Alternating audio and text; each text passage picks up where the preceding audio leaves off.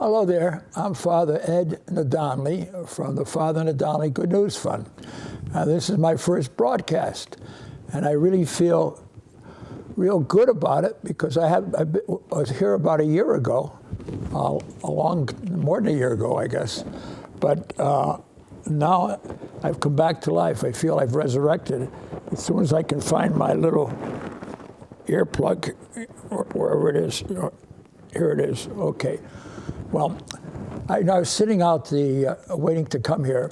I came a little early because I wasn't sure of the Route 4 traffic, so I came early, and I was sitting in a car, and I was looking across the fence there, and I see these cars coming up one by one, and I thought it was a daycare center, and it was a daycare center, not for children, but for dogs. So it was a dog daycare center. I was amazed. The number of cars coming in and going out, picking up their dog and putting it in a car, and the dogs are so excited to see their masters. But I couldn't help in the old days, we used to go to daycare center to pick up children. Now we go to a dog center to pick up dogs. How come we're having dogs instead of children today? That's one question I have for you. By the way, if you have any question, all you have to do is call this number, and I'll tell you the number. It's probably showing there. Let's see, 860-321-7405. 860-721-7405. 860-321-7405.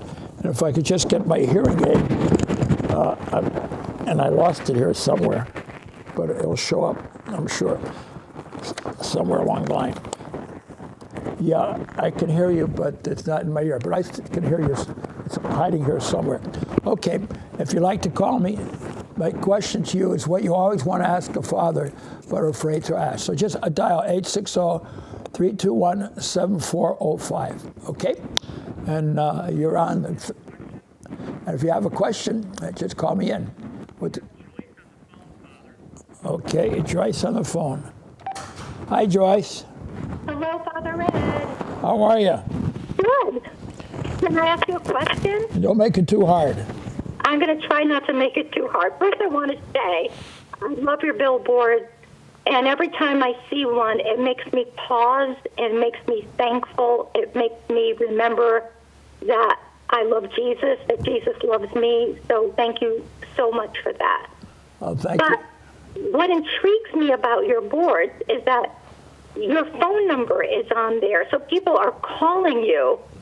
And I'm so curious, do they mostly ask you to pray for them? But what do people say when they call you, if I may ask? Oh, that's a good question. Well, most of them are what you just said. Most of them just call to please pray. Like a woman just came out of St. Francis Hospital, and she was diagnosed with 4th-stage cancer. And she was very depressed. And she saw my billboard, "I trust in you, Jesus." And she called me up and said, "Father, I was so depressed coming out of St. Francis Hospital, but when I saw your billboard, Jesus, I trust in you. I got the life back. I feel much better and much hopeful and prayerful." So the point is that billboards get people to pray. I'll just give you an example. I was sitting here. I got a telephone call just this afternoon from a lady in West Hartford, and she said, "We see your billboard, Jesus, forgive me." And we have about maybe 15 different billboards. So I figure at least 1 million cars a month. And not different cars, but 1 million cars, because many of them are repeating going to work. But 1 million cars see my billboard, and they end up praying. That means at least 400,000 people see my billboards, and they're praying. At least 400,000 people. Imagine that. A month, we have 400,000 people praying. That's a minimum, because after a while, if you go by it 20 times, sooner or later, you're going to end up praying. I have one that I've had on for 3 years, and on Route 9. It's been there for 3 years. I love you, Mary. And that's what gets me excited. I can take all kinds of other billboards off, but I can't take the billboard, I love Mary. Now, this is another example.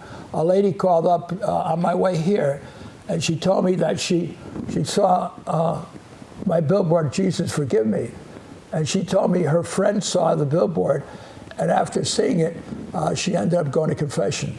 So those are two examples of having an effect on a person. Most of the people that call and ask for prayers for my son's in jail because of robbery. My daughter's got cancer. My nephew's hooked on heroin.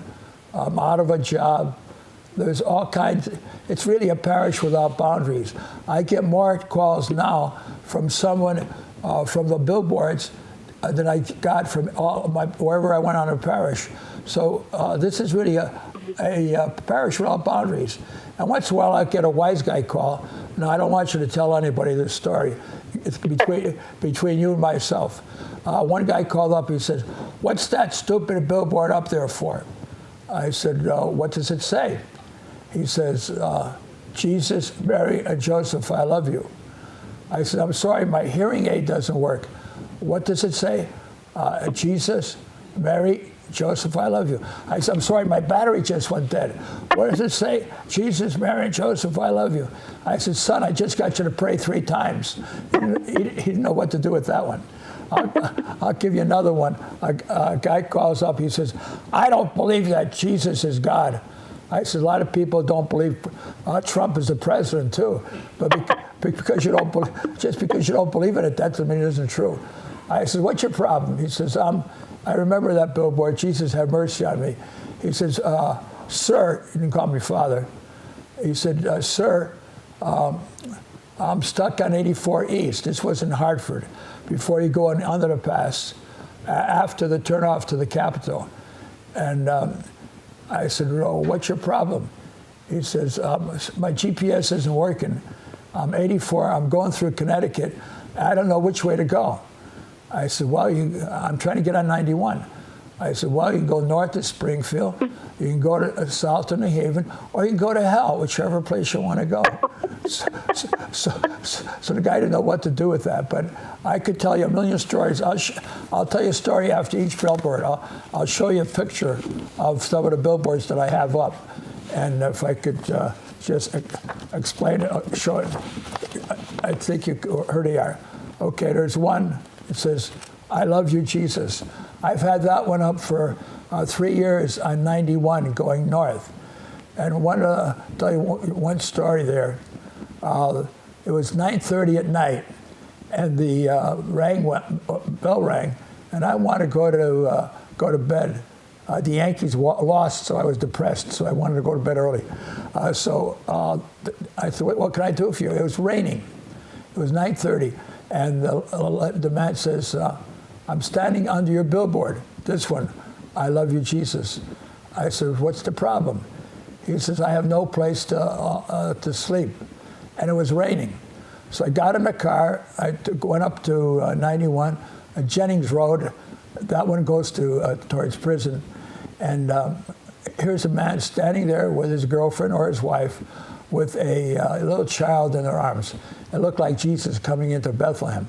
And they had no place to stay. So the father and the Dolly Good News Fund helped put them into a motel for a few days, and then we got them into a shelter. So, oh, that's wonderful.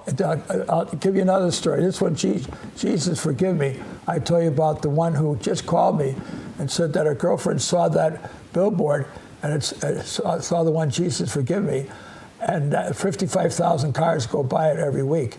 And I'll put that into a month for, that's 200,000 cars. That's just one billboard. I'm not talking the one that I have down in New Haven on exit 1 between 95, 91, and 32. Jesus, have mercy on me. So this one called on Jesus Forgive Me, and she called about having to go to confession. because she hadn't gone to confession. Well, there's one fellow who called me up, and he said, I haven't gone to confession for 42 years. 42 years he hadn't gone to confession. So he came down, and I charged him $1 for every year that he was away. No, seriously. 42 years, and he went to confession. That's because of the billboard. Now this one, I Love You, Mary. I'll tell you a sad story about that. Each one has a beautiful story. But I got a call, it was about 8 o'clock at night, and the fellow says, Father, my house is possessed. And I said, well, why? Because you haven't paid your taxes or what? No, he's possessed by the devil. Well, a lot of people don't believe in the devil. But I'll tell you what, I'll take you out to lunch if you can spell busy. How do you spell busy? Yeah, B-U-S-Y. And well, what does B-U-S-Y mean? B-U-S-Y means be under Satan's yoke. I'm too busy to pray. I'm too busy to visit my grandmother in a convalescent home. I'm too busy to go to church. I'm too busy to be kind to someone. I'm too busy to volunteer at a shelter. Now, yeah, the devil means divide. And you know that the devil is in every single divorce, you find sin. And he's sitting under that sin. Now, so I went over to his house. It was in Windsor. And I asked you to pray for them and anybody else who's watching this show to pray for this couple. I walk in and I see 10 monitors broken, 8 mouses broken. At night, he goes to bed and he gets hit in the back of his neck with an arm. His girlfriend or wife gets slapped on the face and gets a bruise on her face. I try to bless the car and it almost explodes. I go on a telephone with him and all of a sudden it starts going all wacky noise. Open the refrigerator and the food goes flying across the table. So this is what you call demonic infaction. The devil attacks you 5 different ways. One is the temptation, and we all get those. The second is a demonic possession of your will. So you trade your will for monetary or financial success or materialism, whatever it is. That's demonic possession. Then you have demonic vexation, where the devil attacks your body. And then there's demonic vexation, and then there's demonic possession, and then the devil also gets into your mind and into your imagination. So you got demonic possession, vexation, and then the last one is demonic infaction, where he attacks the will. Now, I'll just tell you a story about St. John Vianney. He was a priest in Ars, France, in the 1850s. And he was a very holy man, and he used to hear confessions 18 hours a day. And then what happened, that he'd come back to his room, and the devil would throw him out of the bed. The devil would throw the chairs all over the place. His bureau would go flying. That's what you call demonic infaction. So you see demonic possession, the demonic vexation, demonic infaction. So the devil is very much around. Just look at politics, how they're going after each other, and the corruption. And the biggest sign of the devil in politics is greed. People go in there broke and they end up coming out with millionaires. Like one president that wasn't supposed to have money, when he got out of office, he had $140 million. I think greed is a sign of the possession of the devil. Now let me show you this one. I Love You, Mary. This is the only one, where am I? This is the one I can't take down. I feel guilty that if I take it down, then I'm not loving Mary.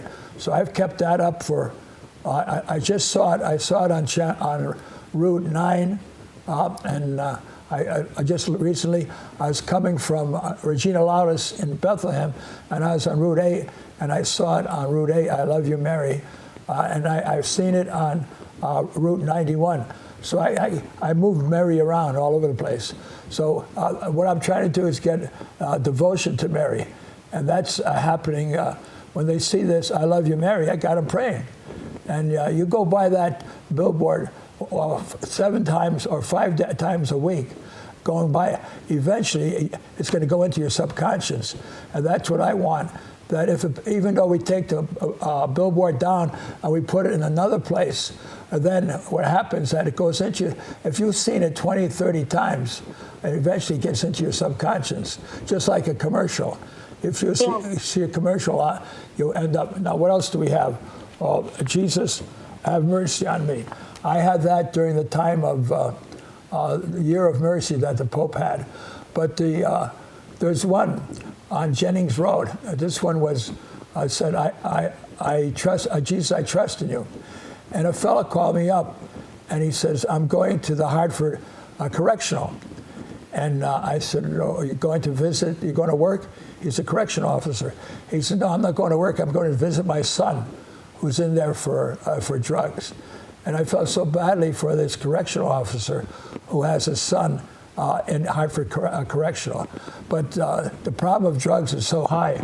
Now, on the back of it, I have receive a free cross. And I've given out 90,000 of these crosses because of they see this billboard. And because I'm humble and shy, I have my telephone number on the billboard. So I've given out over 90,000 of these crosses, and it says, I love you, Jesus. I'll tell you a short story about it.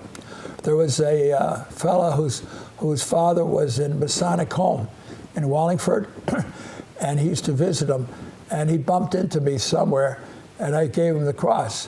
So I give out the cross. If I go into a restaurant, I'll go up to all the tables and said, are you nice?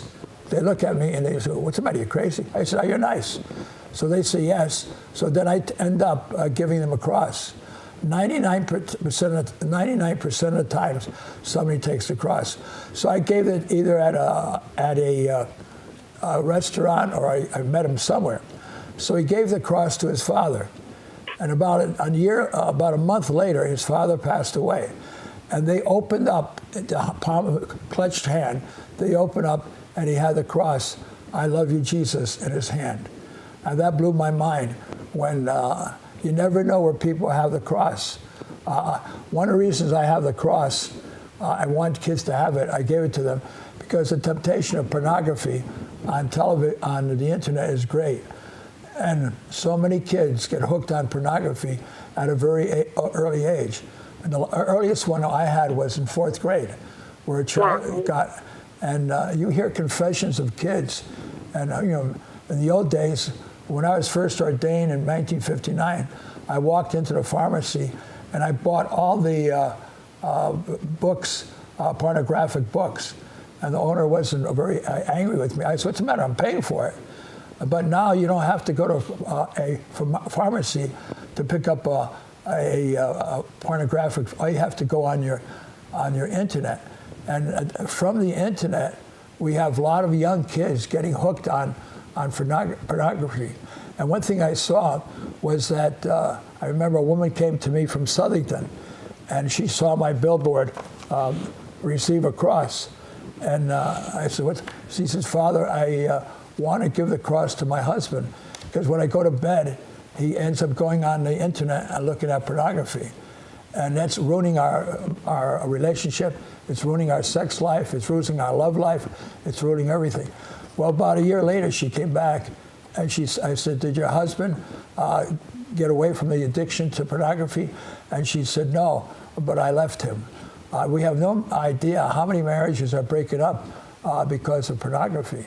But I'll tell you a story about, let's see, I'll give you another one. Jesus, I trust in you.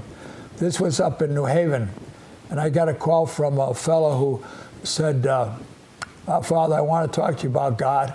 I want to talk to you about a few other things about God." I said, "Okay, but what else do you want to talk about?"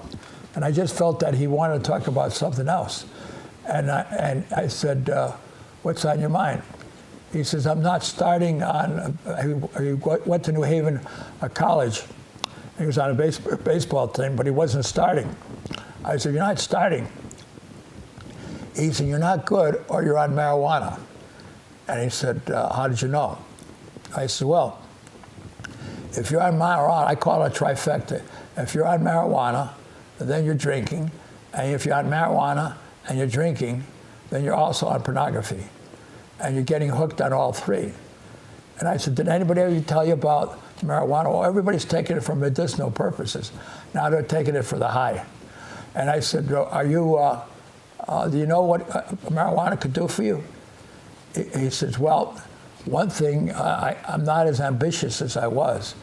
I says, if you get hooked on as a teenager, it arrests your emotions and your development, your intellectual development. And when you're 35, you act like a 15-year-old. Marijuana also shortens your life. Marijuana also does a job on your memory. And by the way, 20 years from now, how many people are going to die from marijuana? Remember when they said 3 out of 4 doctors smoke Camels? I remember that. Yeah. I saw that commercial, and I said, if you remember, and 3 out of 4, they lied. The doctors lied, and the scientists lied because they want to get you hooked. So now they're saying, oh, marijuana is great. Well, 20 years from now, I wonder how many people are going to die. I know Colorado, where it is legal now, the emergency room is filled with people who overdose on marijuana. So in my humble opinion, but I could go on for many, many other stories about the billboard, because the billboard really has become a parish without boundaries. But one thing May I ask you another question about the board? Sure. When you were speaking about Mary and how that would be the board that you would not take down, you know, I was raised, born a Catholic. For a while, I strayed. I went into the Protestant world, and I mean, it was lovely. I had, great friends, and we spoke of Jesus. But I began to notice that no one spoke of Mary. That Mary was almost looked upon maybe as we shouldn't put our eyes on Mary. All eyes should be on Jesus. So I guess my question is, how does the Catholic view? What is the Catholic view on Mary? Do we pray to Mary? Oh yeah, like I pray to my sister. I'm praying to my 2 sisters that are in heaven. I pray to my mother. I pray to my father, my brother. I hope he's praying for me, and we pray to saints. Now, why we zero in on Mary? Simply because she's the mother of Jesus, and so she is the mother of God, because from her came the body and blood, soul and divinity of Jesus. As a baby in the womb, she was born, conceived immaculately. In other words, she had no original sin on her soul. We call that the Immaculate Conception. But the virgin birth means that she was born as a virgin, which is a tremendous miracle, one of the biggest miracles going. So the reason why I have a picture of my sister in my wallet. When I look at my sister, I pray to her, but I'm not adoring her. It's a reminder of my sister in heaven, Florence. So when I look at a statue of Mary, or like I said, the rosary on the way here, I said the rosary to Mary. When I honor Mary, I'm honoring Jesus. And remember, Mary and Jesus are together right now. So whatever I do for Mary, it's really honoring her son, Jesus. So we don't worship Mary. When I have a statue, that means I worship the statue, just like I have a picture of my sister. I'm not worshiping a picture of my sister. It's just a reminder of Mary. But we're praying to Mary, who is with Jesus, but we're not praying to the statue. Like I'm not praying to the picture when I'm praying to my sister.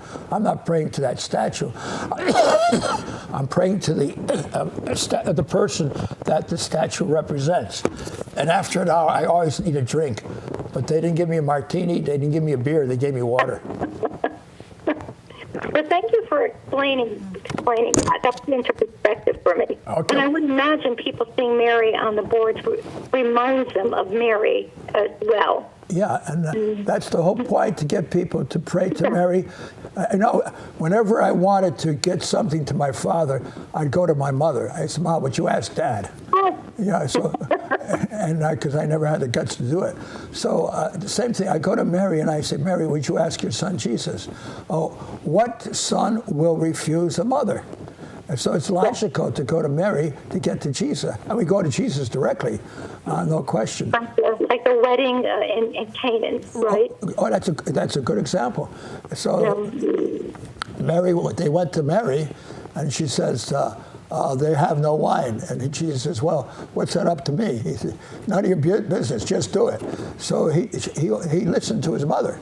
And the miracle of the changing water into wine took place. That was his first miracle. Yeah, see, the closer you get to your mother Mary, the closer you get to Jesus. But we're not worshiping her. We're praying to her, like I pray to my sister, I pray to my father. Right. So there's a big difference. But many people say we worship Mary. No. Now, why is Mary so important? She's the mother of God. Now, Mary appeared in Fatima, and she likes kids. She appeared in Fatima in 1917, and she said, pray the rosary, and she prophesied World War II. She did that. She talked about communism. She appeared in Lourdes. Lourdes was about 1850, so, and to St. Bernadette. I know I went there twice when I had cancer, and there were at least 7,000 miracles. 70 of them have been verified by scientists, doctors, Catholics, Protestants, atheist doctors. They verified that. So she's appeared to St. Bernadette, who was saying the Rosary. She's appeared to 3 people in Fatima in Portugal. If I try to remember, Jacinta, Francisco, and Lucia. And those 2 died when they were pre-teenagers, and they were taken to heaven. Again, she said, say the Rosary. She showed up in Rwanda with kids in Rwanda in a high school, and she said, say the Rosary. She showed up in La Salette, France, for 3 kids, say the Rosary. So whenever Mary shows up or wherever, she's got to be real because she shows up. Yes. She's the only. Jesus showed up. We'll talk about divine mercy later on, but she shows up and she wants us to say the Rosary. The most powerful weapon against North Korea is not our atomic bomb. The most powerful weapon is the Rosary, because we have to change the heart of Mr. Kim, who has such hatred, diabolical hatred, and you're talking about being possessed. The guy has such diabolical motives and speech that it definite signs of demonic presence there. The way he gets rid of people and his threat of nuclear explosion. So you see him all over the place. But if we're going to overcome and have a change of heart, is through Mary. Like Saul was persecuting Christians, and he got knocked off his high horse, and he became Paul. Now, this guy was killing Christians, like terrorists or Muslim terrorists are killing Christians in the Mideast. And the power of the Rosary is there. So it makes sense to turn to Mary with the Rosary so that we can get to Jesus. Well, thank you for explaining that. And I'm going to have a nice talk with Mary tonight. Yeah. Thank you for reminding me. Okay. Well, put a good word for me, will you? I will. I need a couple of friends to put a good word in. Okay. Thanks a lot. Thank you, Father Ed. Thanks for calling. Take care. Bye-bye. Bye-bye. And that's a wonderful first caller. And where am I? And if I could keep my hearing aid in here. The number is 860-321-7405. 860-321-7405. 7405. So my name is Father Ed Nadali, if you just tuned in. Okay. This is the first time. I've never used telephones before. This is a new experience. I've only used Western Union, so telephones are a new thing for me. And I got to go to confession for lying. But seriously, these stories about the billboards, I've got so many other stories about them that really blows my mind.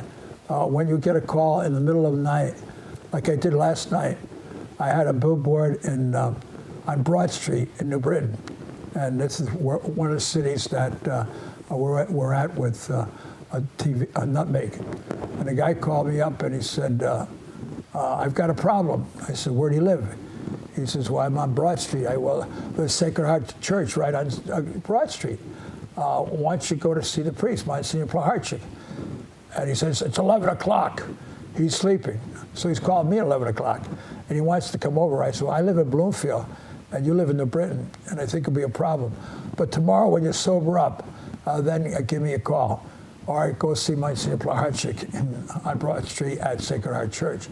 So in the middle of the night, I'll get called. And a lot of people call me are going through town, are going through Connecticut. I get a lot of out-of-state calls. And the point is, they can't figure out how come they have prayers on billboards.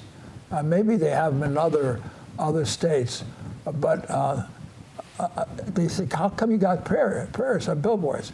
I said, the idea is to get you to pray. And many times they'll say, call me back and say, thank you, you got me to start praying. You know, most people don't go to church, especially the millenniums and the nonas. And by the way, nonas means those who have no religion. They're spiritual, but not religious. And you know the head of the nonas are? Those who are spiritual but not religious, the devil. He's spiritual but not religious. He loves that congregation. Now, when you look at them, but the point is, most people don't go to church. Catholics, about 75% of them don't go to church. Okay.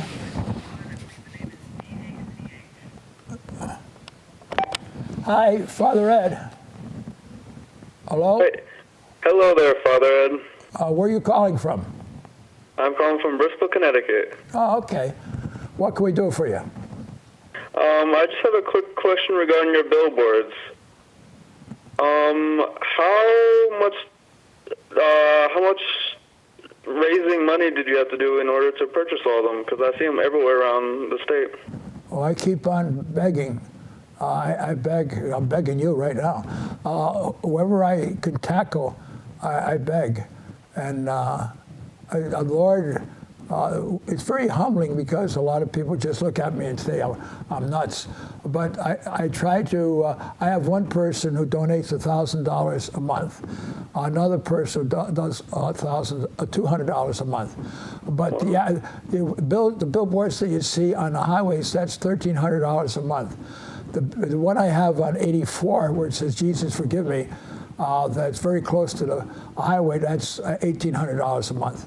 So last year I had to raise $75,000 to pay for those. I tried to hold up the Webster Bank, but it was too heavy, so I couldn't do it.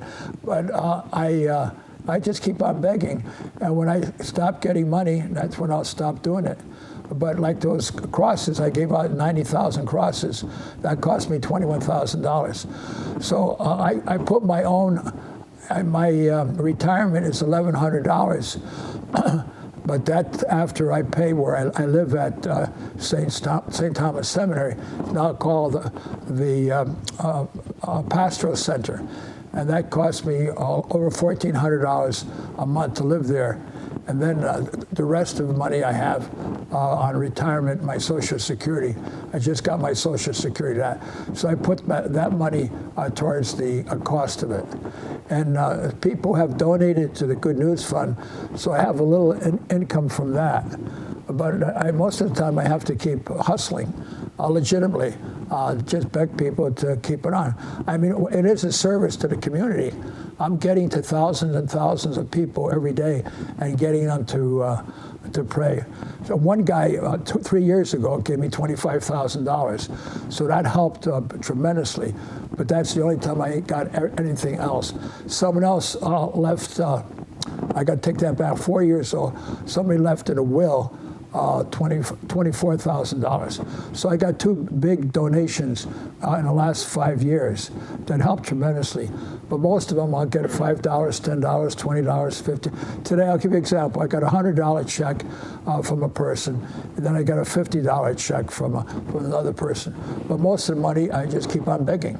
But when I don't get any money, then I'll stop. The shows, but the billboards. But they are tremendously effective for the people. In Bristol, I've had a digital billboard up there, and that one is. I get a lot of people who see it, and they call in. And most of the times they call in for prayers. One thing there is not a lot, but in Bristol there's a lot of demonic presence. There are people in Bristol. Really? Wow. There are people in Bristol who have satanic masses there, and using all kind of ways of getting people to come. See, I have a exorcist, a priest that goes around. I'm not an exorcist. Oh my God. And in Bristol, there's a lot of demonic presence there. So we got to pray for Bristol. I was over at St. Stan's for a month when the priest went on vacation. So I really enjoyed Bristol. And I used to walk down the street, then I come up North Street where the McDonald's is, and and I'd stand there at 6 o'clock in the morning, and I'd be giving out the little crosses. And I'd said to them, there was a homeless guy there sitting in the bus stop. I walked by him 3 times, said hello. He wouldn't look in my eyes. He obviously had some emotional problems. So the 3rd time, I finally got him to tell me his name. And every day, I was up there for a month. So every morning around 6 o'clock, I'd be walking up getting some exercise, and I'd be giving out these crosses. And then they'd be getting off the buses. So I got to know, I met prostitutes on one street. I met guys pushing drugs on the street. So I felt very much at home up in Bristol. It was a great place. So to answer your question, where do I get the money? I get the money by begging for it. And that's why I just keep on begging. Okay? You know, Father, that's really amazing, and I really appreciate the time you took to answer my question. And you seem like you're doing an amazing thing. You're spending a lot of your own money, and of course you have to spend a lot of effort in order to beg and get donations. And I think that's a great thing. You seem like a very humble man. I'm appreciate your time. I'm proud of my humility. I'll tell you a story. A couple years ago, I'm 85. I'm close, and I went on a retreat, a 30-day retreat, and all these young people were there, and they're saying to me, they were from the Philippines, working with the poor all over the place. And they said, Father, what are you doing here? You're over 80. And I said, well, I got up very solemnly. They're all telling them each other what they're doing, where they're from. I said, well, I'm over 80. I'm closer to the tomb than I am to the womb. I figure I better shape up before I ship out. And that's where I am. I'll keep on going until I can't go anymore. And there we go. That's a great way to look at it. Yeah. So, anyways, but what do you do before you don't know about me? What about you? I don't get it. What do you do? Are you a student? Are you a worker? Or what are you? I do a little bit of both. Yeah, I'm currently enrolled as a student, and I work on the weekends. I also volunteer there at Nutmeg TV. So I was watching the live show, and I just wanted to, ask a question. Good. Say hi to you. Good. I appreciate your call. And God bless you. And make sure you graduate with a A+. Thank you very much. Have a great one. Right. Take care. Bye-bye. Bye. Oh, they even learned how to do it the second time. When I was in seminary, my chemistry teacher told me, you're not the brightest light in the class. I used to play basketball, but I had to quit basketball because I was flunking chemistry.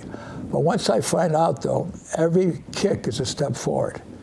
I was down at Catholic University, and I was flunking historical method. So I went back to summer school, and the professor says, what are you doing here? I said, you flunked me. He said, get out of here. He gave me a B, so I had to go to summer school twice. So I got my master's in American education. But if I didn't flunk that history, I probably would not have gone to summer school. And I probably would have taken a long, long time before I got my master's. So remember, every kick is a step forward. Every kick is a step forward. No matter what happens in your life, whether you lost your job, whether your marriage didn't work out, whatever happened to you in school, you flunked or something, or you lost your job, or you got fired. When you look back, every kick is a step forward, and every kick is a cross. But every cross is a blessing in disguise. There's no cross in your life that doesn't end up being a blessing in disguise. So when you think of the crosses that you have, eventually they become, even a sickness makes you very humble. A sickness makes you recognize your complete dependency on God. So I'd like to find out if there's anybody who's gotten a kick, who's looking at the Facebook right now. Give me a call. So what else do I have to talk to you about? The billboards, all the shows. I had shows. I got them here somewhere, but I put on vocation shows, and what are they? They're live productions of the lives of the saint. I'll tell you one interesting one. They're all interesting. I had a show of Maximilian Kolbe. Maximilian Kolbe was a priest who was a prisoner in Auschwitz during the Second World War. And a prisoner escaped from Auschwitz. And the Nazis came along and lined up 10 fellows and said, "You're all going to be killed because somebody escaped." Now, Father Augustine Kolbe saw what was happening, and there was a man with a father with 3 kids about to be cremated, executed. So Maximilian Kolbe says, "Let me take his place." So he laid down his life for his friend, and he was killed. And then Maximilian Kolbe was canonized about 1980-something when John Paul II was there. And the man who he saved was there with his kids and his grandchildren. But I had the show at Central Connecticut at the Torp Theater. And it was a Saturday night, 7 o'clock. 7:15, nobody was coming. Nobody was coming. So I said to Mary, the Mother of God, I said, if nobody comes, I'll never say a rosary again. And all of a sudden, 400 people came within 15 minutes. And the Torp Theater could only hold 350 people, so it was standing room only for the show about Maximilian Kolbe. It was a live show, produced by St. Luke Productions in Washington, the state of Washington. That's not the part of the story. The story that was very, very interesting was there's an elderly lady standing with another elderly lady. And the lady said, "Father Ed," my name, by the way, if you just tuned in, my name is Father Ed Nadali from the Father Nadali Good News Fund. Now, the lady says, "Father, I want to introduce you to Irma." And Irma was over 90 years old. And I said, "Well, hi, Irma." And she says, "Father, I want to tell you a story. My husband was in prison with Father Kolbe in Auschwitz. And Father Kolbe would take his little meager piece of bread. Somehow they smuggled wine into it and consecrated the bread and gave crumbs of the Eucharist to all the prisoners there. And that really brought the house down when they told the story about Irma and her husband, her future husband, was in Auschwitz. And there are so many other stories about Auschwitz. And getting back to one story I want to cover is, Father, how do you feel about marijuana? It's becoming legal, and I don't know of anybody who's not smoking it. Everywhere I go, I was talking to my cook a couple of days ago, and he's in his 50s. I said, "Do you smoke marijuana?" He said, "Oh yeah, I smoke marijuana." I don't know of anybody in the business world who doesn't smoke marijuana. And now it's become legal. And my question is, what are the side effects of marijuana? Well, I told you about the brain damage, the emotional immaturity, the loss of memory, and a shortness of life and so forth. But the ones that I find that hurts me the most is when I go to prison. I go to New Haven Correctional, or community prison, and I go to Northern Correctional up in Summers. And when I look at it, I went to New Haven on Whitney Avenue, and I heard confessions, and I said Mass. And I said, "How many of you guys are in here for drugs?" All of them were in there for drugs, either selling it or illegally having it. And I said, "How many of you started with marijuana?" 18 out of 19 started with marijuana and graduated slowly to higher stuff. One guy was there because of opiates. I think that was a real high percentage of marijuana users. And these were construction workers, business people, lawyers, all kinds of people there. And there's a couple guys that you could see, they started marijuana and they got no further, very far from there. That's New Haven. That's bad. But remember, 7 out of 10 of those guys come back within 5 years. So jail is not a place of rehabilitation. Jail is a place of learning how to be a crime. I have a book here. It says, Down the Rapid Hole, How the Culture of Corrections Encourages Crime. If you want to learn how to be a criminal, go to jail. If you learn how to be not rehabilitate, but become worse, go to jail. And these are written by two fellas, Mr. McCall and Lebowitz. Both of them are in there for 40 years. And what the stories they say about what's going on. Like one correction officer was there for 23 years. And he had 143 rule breakings, infractions of rule. 143,000. 143,000 breakings of the rules, and he only corrected 3 of them. So the indifference on the part of some of the correction officers, it's not rehabilitation, it's a recidivism, coming back again. Remember, 7 out of 10 come back. Why? Because they're not rehabilitated, they're not provided a job, they're not educated. They just sit there in prison and learn how the other guys commit crime. That's New Haven. Now the other one, Northern Correctional, that's completely different.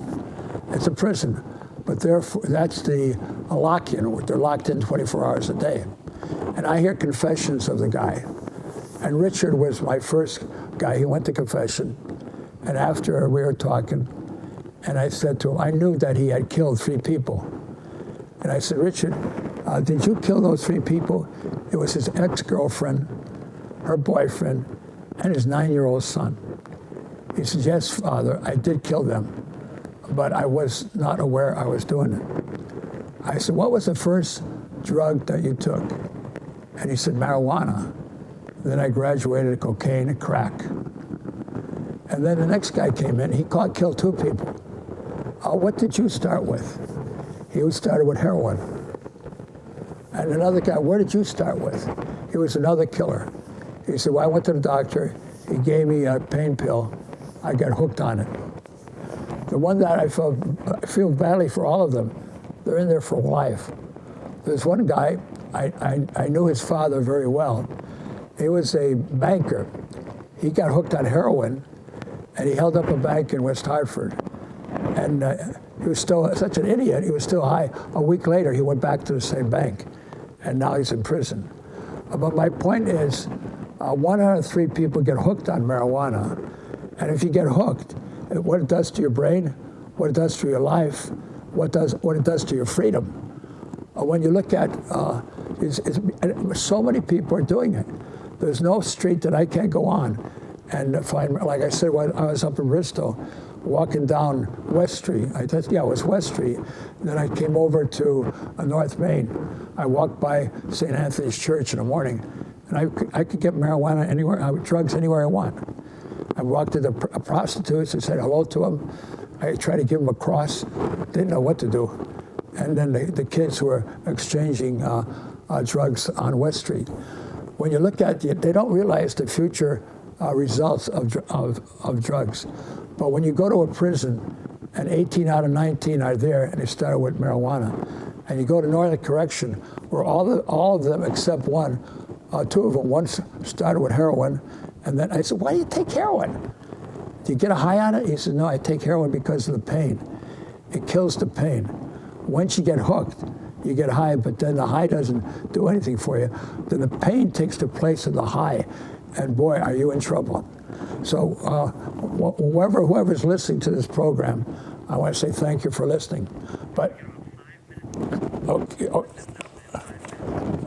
You got 5 minutes to call me in. Please call me before Jesus returns. So you got 5 minutes more to call. So if there's anybody out there who is listening and I haven't put to sleep, give me a call. And I'd also want to know how the Red Sox and the Yankees doing, because I'm a Yankee fan. I went to the game yesterday, but it rained, so we took a vote. It was an afternoon game, and when I was 14 years old, I used to pray to Joe DiMaggio. And one day when I was in the parish, a man came up to me. He says, "I want to know, are you a Yankee fan? Or are you a Red Sox fan?" And I said, "Well, when I was 14, I used to pray to Joe DiMaggio. But now that I'm 75 years old, I really don't give a damn." He didn't know what to do with that, and he walked away. Oh boy, my prayers are being answered. The Yankees are up by 3. That's a miracle. I thought the miracles are there all the time. And I think the biggest miracle around is the miracle of love. That God loves you more today than yesterday, less today than tomorrow. You know, when you talk about love, whenever I have a marriage, I talk about love. Some people think the love is a feeling. I never one couple said, I said, "What's love?" They said, "Father, love is a feathery feeling." I said, "That's not love, that's indigestion." God is love, and he who abides in love abides in God, and God in that person. And where do you find love? Not in your feelings. You find love in your will. When you desire something good for another, then you love that person. Whenever I have a marriage preparation, like I have Friday night, I got a wedding in Danbury. And I get a lot of calls, people, "Will you marry me?" from the billboard. One lady, her name was Laura, she says, "I just saw your billboard. Father, would you marry me?" I said, "You're not my type." "I don't mean that, Father." So I ended up performing the ceremony. And what I do at the end of a marriage ceremony, I say to them, "I charge more than anyone else east of Mississippi River." And they look at me. I said, "Well, the first is a 50-cent stamp. Tell me if you're still married after a year. Then secondly, if you're married, make sure you call your wife or your husband every day by phone, fax, or text. And thirdly, where 2 or 3 gather together, I always have a collection in church, and they go crazy. And the collection is to stand up and renew your marriage vows. Let go of every hurt, every argument, every bad thought about each other, and let this be the first day of the rest of your life." And I've been doing that for 60 years. And everybody says, "Father, that's the greatest wedding I've ever gone to." Not because of me, but because of marriage renewal. And tonight I ask you to renew your commitment to God, you renew it to your commitment to your family, renew it to your commitment to your job, or to your school, wherever you go on. Because the only time you fail is when you don't try. Okay. Okay, I got 2 minutes. What's the question? Hey, I was just questioning what Father Ed would think about talking in tongues and what the Bible says about that. I didn't hear you. About what? Talking? About talking. Oh, yeah, speaking in tongues. Yeah, that's one of the gifts of the Holy Spirit. But that's another way of adoring and honoring God through a language that no one understands except Christ does. It's a special gift. Special gift, yeah. It's one of the gifts, but some people have it. I do healing services down in Huntington, and the group there speaks in tongues. But that doesn't make them better than you. It's just another gift. You have the gift of kindness and generosity. Okay? Now, can you understand it when someone else is doing it? Oh, no. I don't understand English. You don't expect me to understand speaking in tongues. All right, Father Ed. Thank you. Take care. Bye-bye. Okay, bye. Okay, well, my prayer to you is, Hail Mary, full of grace, the Lord is with thee. Blessed art thou among women, and blessed is the fruit of thy womb, Jesus. Holy Mary, Mother of God, pray for us sinners, now at the hour of our death. Amen. Good night, and God bless you.